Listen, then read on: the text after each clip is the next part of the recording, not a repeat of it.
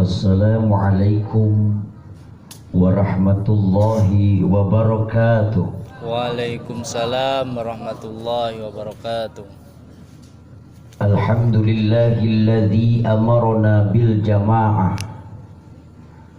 wa nahana anit tafarruqi wal adawah. Wassalatu wassalamu ala sayyidina Rasulillah Sayyidina wa maulana Muhammad ibn Abdillah alladzi la nabiyya ba'dah wa alihi wa ashabihi wa mawala wa man tabi'ahu ila yaumil qiyamah wa ba'du. Qala ta'ala fil Qur'anil Karim, a'udzu billahi minasy syaithanir rajim. Ya ayyuhalladzina amanu taqullaha wal tandur nafsum ma qaddamat lighad. Al-ayah. Yang terhormat sahibul bait, sahibul walimah, sahibul haul sekeluarga, khususnya Al-Ustaz Husain. Mudah-mudahan keluarga diberkahi Allah Subhanahu wa ta'ala. Bagi yang dihaulkan pada malam hari ini, senantiasa Allah lapangkan di alam barzahnya, diampunkan segala kesalahannya, ditempatkan dalam ridho Allah Subhanahu wa ta'ala. Beliau adalah teman sholat berjamaah dengan saya. Al-Fatihah.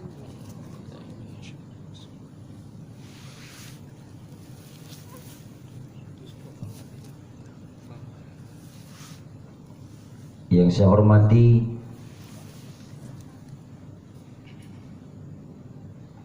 Al-Habib Hasan bin Alwi Al-Atas ta'allahu bituli hayati. Yang saya hormati akhinal kiram, guru kita, penceramah kita, Al-Ustaz Al-Hajj Abdul Jalil Mudana. Yang saya hormati Al-Ustaz Al-Hajj Hadi Badori dan para ulama, para kiai, para asatid wal asatidah yang sama-sama hadir pada malam hari ini. Mereka adalah warisan Rasulullah sallallahu alaihi wasallam. Mudah-mudahan Allah sehatkan jasmani rohani, mudahan Allah panjangkan umurnya, semakin manfaat ilmunya, berkah bagi umat dan keluarganya. Al-Fatihah.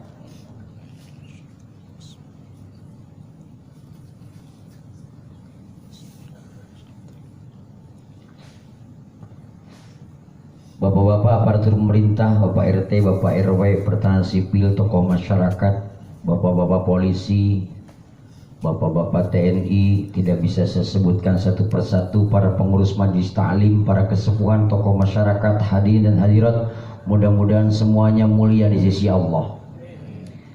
Kita panjatkan puji dan syukur kehadirat Allah, Sang Pemilik langit dan bumi serta seisinya. Allah yang memberikan rizki dan kehidupan, Allah yang memberikan sakit dan kesembuhan, Allah yang memberikan nikmat dan musibah, Allah yang memberikan keindahan dan bencana. Salawat salam kita limpah curahkan kepada Habibana wa Nabiyana, makhluk termulia, sponsor Islam ternama, yang paling hebat di dunia, tersukses dalam dakwahnya, Nabi kita Muhammad sallallahu alaihi wasallam beserta keluarga dan para sahabat, juga para pengikutnya ila yaumil qiyamah. Kita sekalian mudah-mudahan diakui umatnya dan mendapatkan syafaatnya. Masih mau ngaji? Terus saudara-saudara yang dimuliakan Allah, bahwasanya Allah dalam Al-Quran berfirman, walau anna ahlal qura amanu wattaqaw lafatahna alaihim barakatin minas sama'i wal ardh walakin kadzabu fa akhadnahum bima kanu yaksibun. Andai kata ahli kampung beriman dan takwa kepada Allah, niscaya akan Allah bukakan pintu-pintu berkah dari langit dan bumi. Dari atas akan Allah turunkan, dari bawah akan Allah keluarkan, yang jauh akan Allah dekatkan, yang sulit akan Allah mudahkan, yang kotor pun akan Allah bersihkan. Bila mereka beriman, bila mereka bertakwa kepada Allah Subhanahu wa taala. Kenapa yang terjadi berbeda? Hidup malah terasa sulit, penyakit tak kunjung sembuh, rumah tangga berantakan, ekonomi makin merosot, bencana di mana-mana. Persoalannya karena tidak iman dan tidak takwa kepada Allah Subhanahu wa taala. Jelas? Jelas? Ngantuk. Jam segini aja ngantuk. Ibu-ibu kok tinggal 11 orang? Kita lanjutkan. Tidakkah cukup kata Allah contoh-contoh Nabi terdahulu? Bagaimana Adam yang sedang nikmat di sorga Allah keluarkan dari sorga.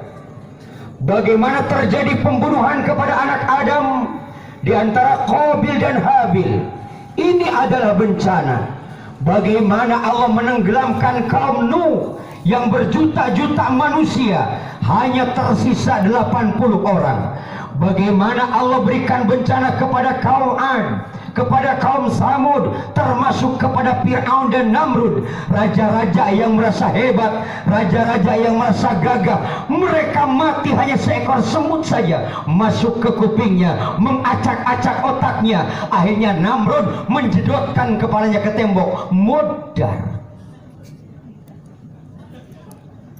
Banyak contoh kaum Ad, kaum Samud, kaum Hud, kaum Musa ditenggelamkan di laut oleh Allah. Tidak ada yang mampu mereka menghadang. Tak bisa membentengi petaka apabila petaka itu Allah datangkan. Lihat dalam Quran, ya ayyuhalladzina amanu taqullah wal tandur nafsum ma qaddamat lighad. Wahai orang-orang yang beriman, bertakwalah kalian kepada Allah. Wal tandur nafsum ma qaddamat lighad. Ingat-ingatlah kejadian-kejadian masa lalu yang terjadi kepada kaum-kaum terdahulu.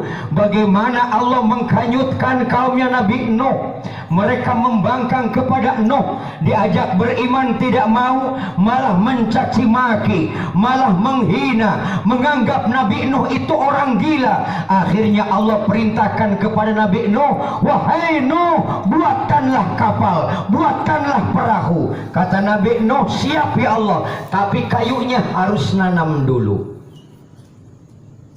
Allah memerintahkan Nabi Nuh membuat kapal, kayunya suruh nanam dulu. Berapa tahun al-Basiyah?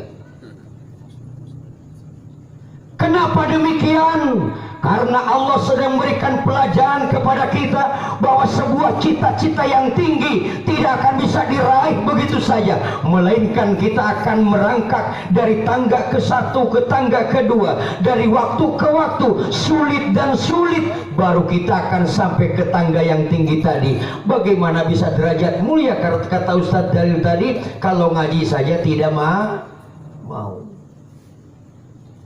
Begitu kayu besar ditebang oleh Nabi Nuh, diciptakan menjadi kapal, menjadi perahu. Kaum Nabi Nuh dipanggil untuk naik ke perahu yang 80 orang itu. Kemudian Allah turunkan hujan besar, sebesar-besar kepalan tangan dari langit. Hujan yang sangat deras berhari-hari. 80 orang sudah di kapal. Nabi Nuh kehilangan anaknya. Anakku di mana? Ketika Kan'an dipanggil oleh Nabi Nuh, wahai anakku, kemarilah dengan abah naik ke perahu. Ia menjawab, tidak abah, saya akan naik ke bukit yang tinggi yang tidak akan sampai air ke sana. Ternyata air terus semakin besar, yang akhirnya tak satu bukit pun yang tidak tertutup air. Akhirnya termasuk putra Nabi Nuh alaihissalam tenggelam, hanyut dan mati dengan banjir besar. Ini peringatan dari Allah. Bagaimana kaum Hud, bagaimana kaum Musa, Bagaimana kaum Nabi Lut alaihissalam, Allah porak-porandakan buminya, diberikan gempa yang luar biasa. Gedung-gedung tinggi dibangun dengan kokoh dan kuat. Hanya beberapa menit saja semua roboh seketika. Dunia ini belah, dunia ini bergaris-garis pecah seperti beling dibanting ke tembok. Rusak semuanya. Mengapa waktu itu mereka membangkang kepada Allah? Mereka tidak mengikuti kepada ajakan Rasulnya. Mereka anggap dunia ini akan hebat manakala ia pinter, dunia ini akan hebat manakala ia kaya, dunia ini akan hebat manakala ia bisa. Mereka lupa bahwa yang menciptakan langit dan bumi adalah Allah Subhanahu wa ta'ala. Nabi Lut itu dulu banyak LGBT berkeliaran,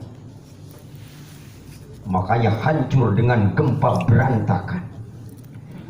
Begitupun yang terjadi kepada Fir'aun membangkang kepada Musa alaihissalam. Dengan mudah Allah tenggelamkan di Lautan Merah dengan seluruh pasukannya. Padahal Fir'aun tidak kurang hebat, Fir'aun tidak kurang gagah, Fir'aun tidak kurang berpengaruh, pengikutnya juga banyak. Sedangkan Musa hanya orang-orang biasa, tapi ia punya mujizat dari Allah, ia punya wahyu dari Allah. Fir'aun membangkang dengan kaumnya, Allah tenggelamkan di lautan. Masih mau membangkang? Wih, silahkan gunakan akal. Banggalah dengan dunia, tapi suatu saat dunia itu akan kita tinggalkan. Betul apa tidak? Silahkan bangga dengan kekayaan, suatu saat Anda akan miskin. Karena bagi Allah merubah nasib manusia bisa lebih cepat daripada membalikkan telapak tangan. Betul apa betul? Belum lama saudara kita yang tadi kita doakan, mereka membangun gedung-gedung yang tinggi dan kokoh. Di sana semuanya roboh. Padahal dengan konstruksi dan biaya yang sangat besar. Dalam hitungan menit ambruk semua. Laut yang sehari-hari terlihat damai, gelombang yang begitu indah, bersahabat menawan dengan kita, tiba-tiba memuntahkan airnya ke daratan. Brok, semuanya mati.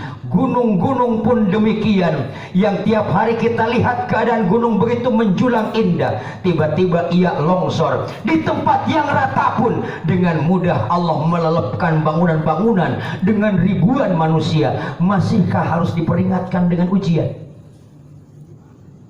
Saudaraku yang beriman, apabila di antara mereka itu tidak beriman kepada Allah, hanya pengakuannya saja, iman dalam bentuk KTP tapi tidak dalam perilaku, iman dalam bentuk pengakuan tapi tidak dalam hatinya, seakan tiap hari mereka menyebut kalimat Allah tapi tidak pernah hatinya mengingat kepada Gusti. Woi, sering nyebut Allah, sering kaki kejedot astagfirullah, duit hilang la ilaha illallah, tapi hatinya kosong.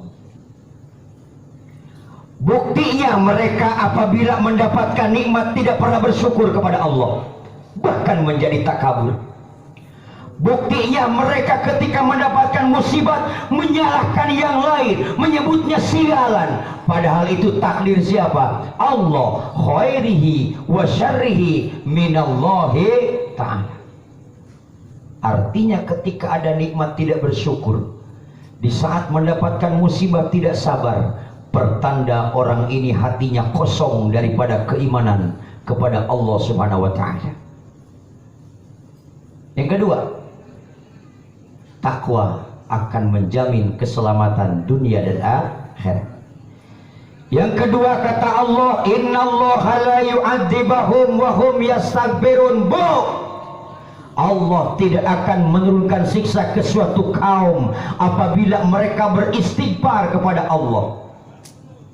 Allah tidak akan menyiksa satu kaum apabila mereka beristighfar kepada Allah. Artinya apa? Mengakui kesalahannya dan minta maaf kepada Allah Subhanahu wa ta'ala. Yang repot itu kesalahan terus dilakukan, tidak menerima salah dan tidak mau minta maaf. Ini masalah nih. Sering-seringlah beristighfar. Astagfirullahaladzim, dalam hati mengaku diri salah dan minta maaf kepada Allah. Itu namanya istighfar.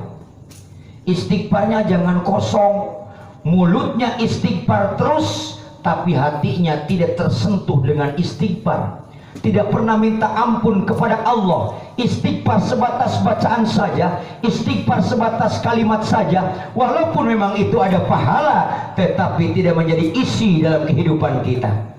Ini akui kesalahan dan minta ampun kepada Allah. Yang ketiga, pantesan udah jam 1. Terus yang ketiga terus. Innallaha la yu'adzibahum wa anta fihim. Muhammad, Allah tidak akan menyiksa ke suatu kaum apabila engkau fihim dzarfiyah, ada di tengah-tengah mereka. Bila Nabi ada di tengah-tengah kita, maka Allah tidak akan menurunkan siksa kepada kita. Masih ada apa tidak Nabi? Tidak ada. Ada juga yang Depok di penjara dulu ya. Ada dulu Nabi baru kan? Udah seneng banget punya Nabi baru, di penjara. Nabinya palsu. Tidak akan disiksa oleh Allah suatu kaum apabila Nabi ada di tengah-tengah mereka. Sekarang nabinya sudah tidak ada. Wal makna minhu, maknanya adalah Nabi Muhammad ada di dalam hati umatnya. Kalau Rasul ada di hati kita setiap hari, setiap detik, cinta yang luar biasa kepada Rasulullah, maka Allah tidak akan menyiksa kita. Mungkin Rasul sudah dilupakan di hati-hati kita ini. Suka ingat Rasul nggak? Salawat, Rasulnya nggak tahu di mana ya. Pernah rindu? Sampai di hati rindu. Orang yang betul-betul cinta Rasul baca sholawat bisa nangis. Lagi kita boro-boro nangis, disolawatin, dikebuki juga kagak mewek-mewek. Sholli wa sallim daiman ala ahmada. Sholawat. Sholli wa sallim daiman ala. Pakai hati. Ulangi. Sholli wa sallim daiman ala ahmada. Sholli wa sallim daiman ala ahmada wal ali wal ashabi man qad wahada wal ali wal ashabi man qad wahada. Sama-sama. Sholli wa sallim daiman ala. Sallu ala Nabi Muhammad wa sallim daiman ala ahmada wal ali wal ashabi man qad wahada wal ali wal ashabi man qad wahada nasabun tasibul ula bigulahu qalladat nujumahal tawza'u. Ulang. Nasabun tasibul ula bigulahu qalladat nujumahal tawza'u.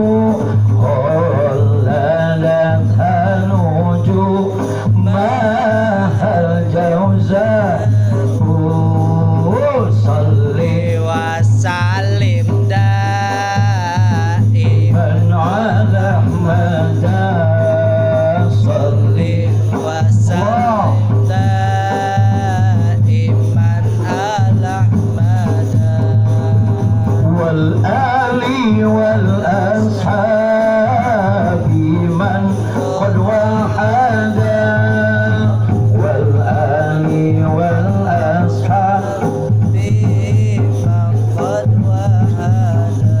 sallu ala Nabi Muhammad. Masya Allah, betapa nikmat kalau kita hidup bersama Rasulullah Sallallahu Alaihi Wasallam. Sedih kita bisa berjumpa dengannya, lalu bertanya. Ada masalah kita bisa berkunjung ke rumahnya, lalu bertanya. Ketika butuh doa kita bisa menemuinya, lalu minta didoakan olehnya. Tanpa harus kita sedih dengan rindu tidak bisa bertemu. Sementara namanya kita panggil-panggil setiap hari dalam sholat, kita panggil namanya setiap hari dalam sholawat, tetapi belum pernah terbayang wajahnya seperti apa, belum pernah datang dalam mimpi kepada kita. Apalagi di akhirat, layakkah kita bertemu dengan Muhammad Sallallahu Alaihi Wasallam? Apabila umat Rasul sudah hilang nama Muhammad dalam hatinya, maka bencana dan petaka tidak segan-segan akan Allah turunkan kepada mereka. Perbanyaklah sholawat. Terus Pak, ini dia mending ngantuk apa pengen madang sih? Kedua, innallaha la yu'adzibahum wa anta fihim. Allah tidak akan menyiksa kepadamu kaum-kaum apabila engkau Muhammad ada di tengah-tengah mereka. Artinya apa? Artinya akhlak kita sebagai umat Rasul mengikuti kepada akhlak Rasulullah Sallallahu Alaihi Wasallam. Lakukan sunnah-sunnahnya, bergaul sebagaimana pergaulan Rasul, hidup bernegara, hidup bertetangga, hidup beragama sebagaimana konsep Nabi Muhammad Sallallahu Alaihi Wasallam menghidupkan sunnahnya. Artinya Rasul ada di tengah-tengah kita. Yang ketiga, biar cepat, yang dimaksud wa anta fihim, bahwa engkau ada di tengah-tengah mereka, karena umat Nabi Muhammad menjaga warisan Rasulullah Sallallahu Alaihi Wasallam.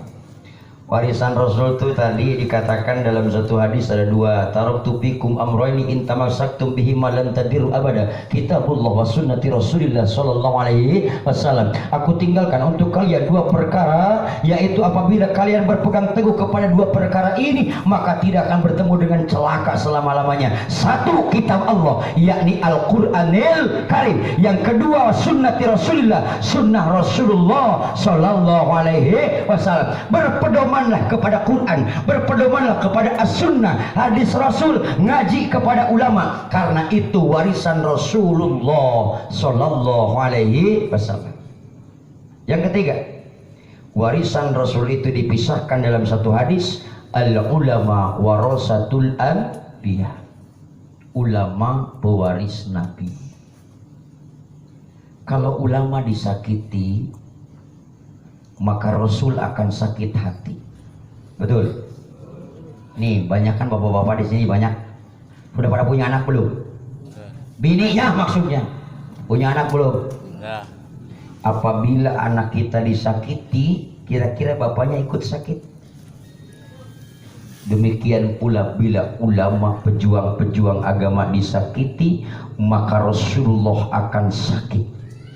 Rasul menderita. Bila Rasul menderita, maka Allah tidak akan rela. Bila Allah tidak rela, maka Allah murka. Jangan salahkan bila ada bencana, karena yang salah adalah kita, tidak menjaga dan tidak mengagungkan warisan ulama. Saudaraku yang dimuliakan Allah, mudah-mudahan pengajian pada malam hari ini menjadi introspeksi diri kita, bahwa kita bersalah, layak minta maaf kepada Allah, bahwa kita banyak dosa yang sangat mengharapkan pengampunan dari Allah. Bencana dan petaka akan tiba bila kita melanggar kepada Allah, bila kita tidak bertakwa kepada Allah, niscaya Jakarta pun bisa tenggelam kalau tidak ada orang-orang takwa, kalau tidak ada orang-orang yang soleh, kalau tidak ada orang-orang yang taat, akan hancur luluh lantah oleh Allah Subhanahu wa taala sesuai janji Allah. Maka orang soleh itulah merupakan paku-paku bumi. Ikutilah orang-orang soleh, berdoalah agar anak-anak kita menjadi orang yang soleh, karena kiamat akan tiba bila dunia sudah tidak ada orang soleh. Hadirin yang dimuliakan Allah, pertemuan singkat ini moga-moga manfaat. Kita doakan anak cucu kita, moga-moga keluarga yang soleh solehah, diberkahi Allah Subhanahu wa taala. Bisa nggak doanya? Pengen punya anak diberkahi, bisa doanya? Tulis sekarang, harus bisa sekali. Allahumma barik fi auladina wa la tadurruhum wa wafiqna birrahum birahmatika ya arhamar rahimin. Ketalar. Yang tidak ketalar nanti ke panitia saja. Ya kan? Bisa datang ke panitia. Aminkan saja kalau nggak bisa. Allahumma barik fi auladina. Amin. Wala tadurruhum wa wafiqna birrahum birahmatika ya arhamar rahimin. Perbanyak sholawat, insyaallah doa dikabulkan. Wallahul muwafiq ila aqwamit thariq. Wassalamualaikum. Ya, kan barusan doa udah. Wassalamualaikum warahmatullahi wabarakatuh.